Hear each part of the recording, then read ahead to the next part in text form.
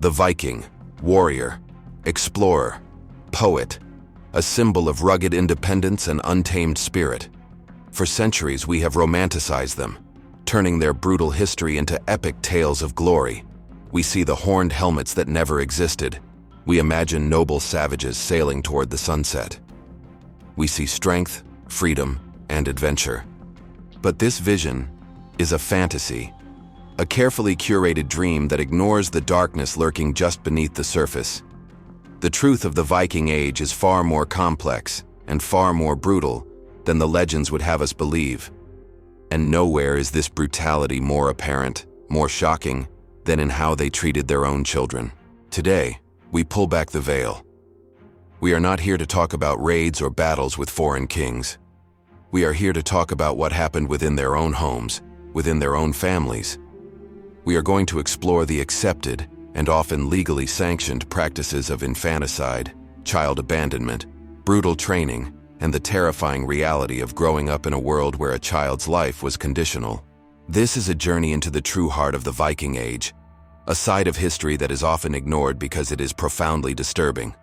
If you're ready to uncover the truths that history books often leave out, make sure you're subscribed to Dark Chronicles. We believe that to truly understand the past, we must be willing to look into its darkest corners. You won't want to miss what we uncover next. Now, let's begin with the moment a Viking child's life hung in the balance. In the modern world, the birth of a child is a moment of celebration. But in the Viking Age, it was a moment of judgment. For the first few days of its life, a newborn was not yet considered a person. It was not yet part of the family. Its fate rested entirely in the hands of one man, its father.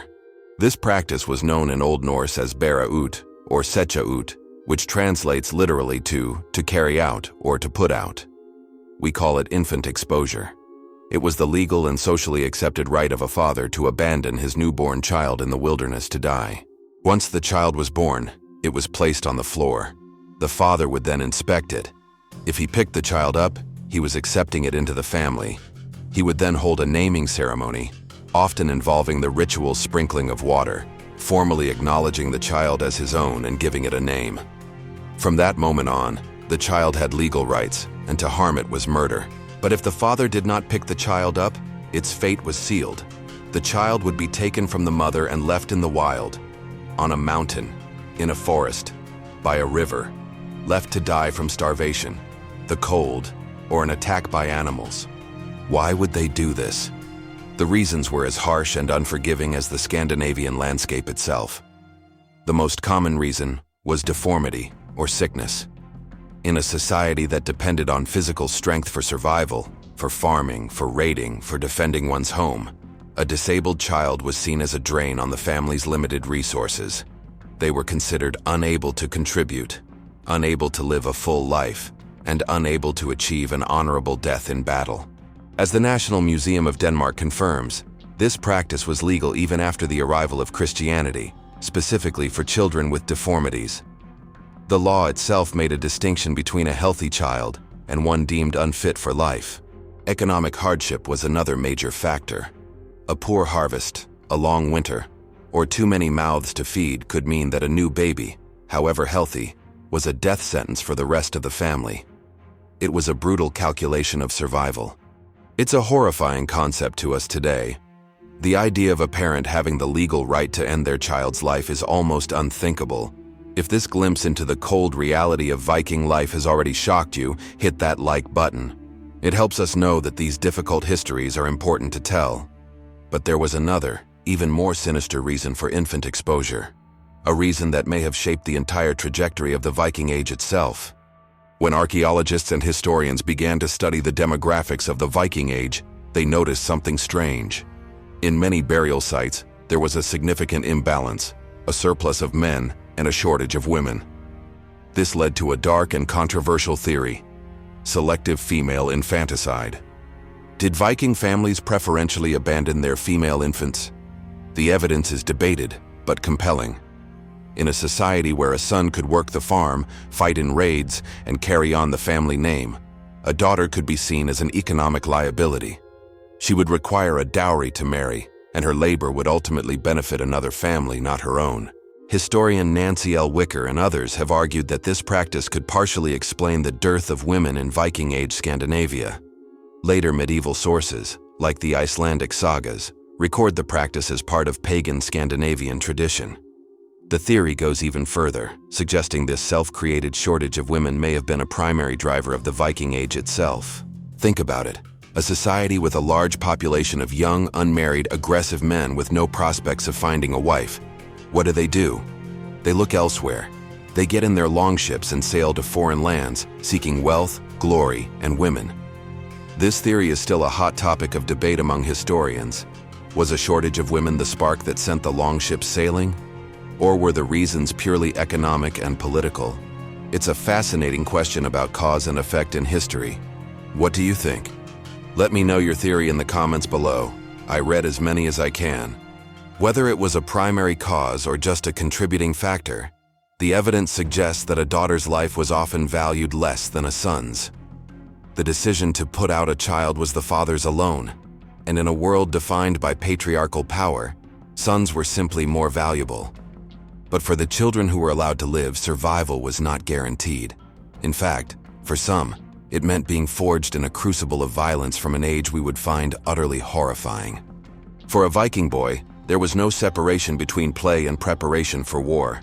Their games were training. Their toys were tools.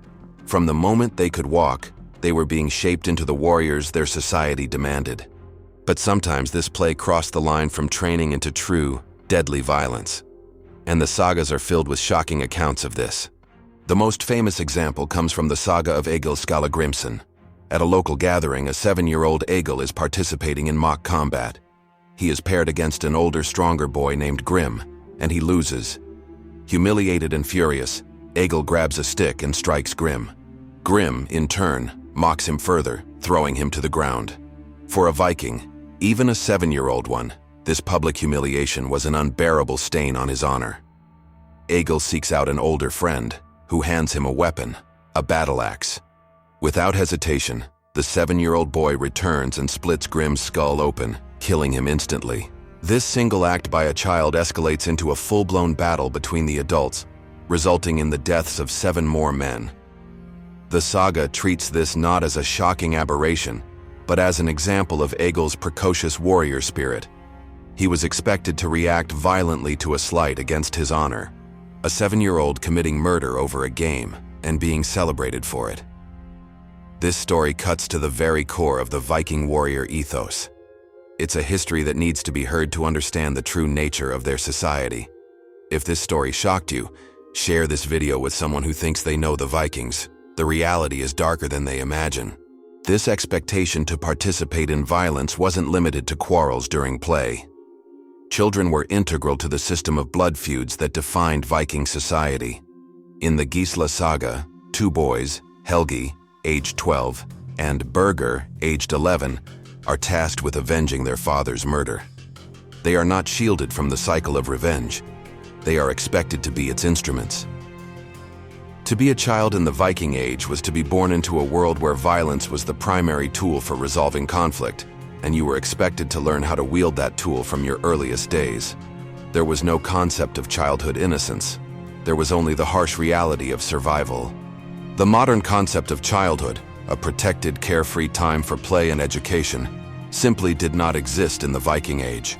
Children were seen as miniature adults, and their value was measured by their ability to contribute to the household. From the moment they were old enough to follow instructions, they were put to work. They helped with agricultural labor, tended livestock, and performed endless domestic chores. This wasn't just helping out. It was a full-time unpaid apprenticeship for a life of hard labor. The training was gendered and relentless. Girls were trained in the complex arts of household management, spinning wool, weaving cloth, preparing food, preserving supplies for the long winter. These were not simple chores. They were vital skills that meant the difference between a family thriving or starving. Boys, alongside farming and hunting, were subjected to brutal physical conditioning. They were given weapons deliberately made heavier than standard ones to build muscle. They were forced to row the massive longships for hours on end, often immediately followed by combat drills on the shore. Endurance was beaten into them. Even their games, like wrestling, were a form of training. They learned rules, discipline, and the fundamentals of grappling that could save their life in a real fight. While they were taught not to intentionally injure each other, in a world of bone-breaking holds and no safety equipment, serious injuries were inevitable. This brutal training forged some of the most feared warriors in history. To see how this childhood conditioning manifested in the adults they became, check out our video on the Berserkers, the elite shock troops of the Viking world. The link is waiting for you in the description below. There was no school. Education was entirely practical. You learned by doing, by watching your parents. A boy learned to build a boat by building one. A girl learned to manage a farm by managing one. By the time they reached their early teens, they were expected to have mastered the skills of an adult, ready to marry and start their own household. This harsh upbringing produced resilient, capable individuals. But it came at a cost: the complete absence of what we would call a childhood. Thus far, we have focused on how the Vikings treated their own children. But there is another, even darker side to this story: what they did to the children of their enemies. The Vikings were prolific slave traders, and a significant portion of their human cargo was made up of children.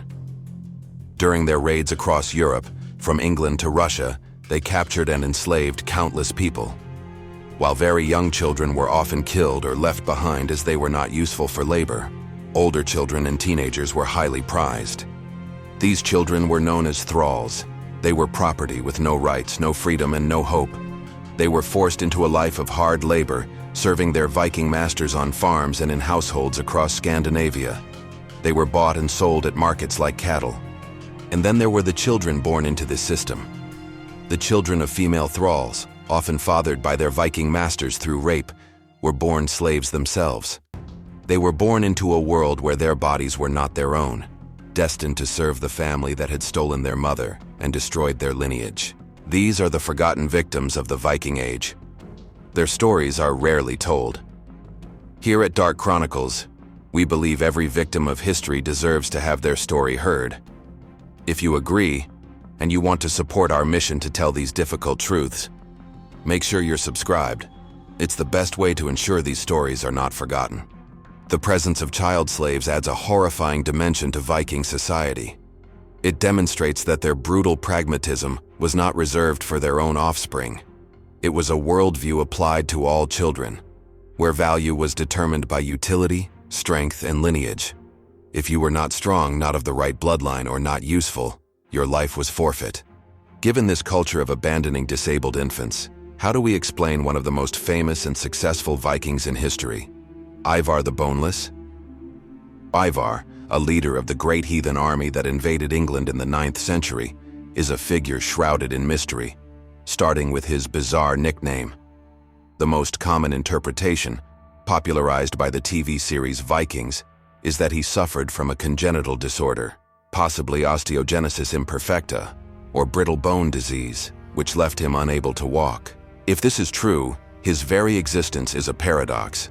Why was he not put out at birth, as was the custom for deformed children? His survival suggests that the practice of infanticide, while widespread, was not universal. Perhaps his father, the legendary Ragnar Lothbrok, saw a spark of intelligence or cunning in his infant son that outweighed his physical disability. Or perhaps his mother, Aslog, simply refused to allow it. Ivar's success as a military strategist, leading his army from a litter or carried on a shield, would be a testament to the fact that a Viking could achieve greatness through intellect and ruthlessness, not just physical prowess. He would be the ultimate exception that proves the rule. His story is famous precisely because he should not have survived his first day of life. But historians are not united on this. Other theories suggest the nickname Boneless could have meant he was unusually flexible and agile. Or, as some rivals claimed, it could have been a crude insult, referring to impotence. The truth is, we may never know for sure.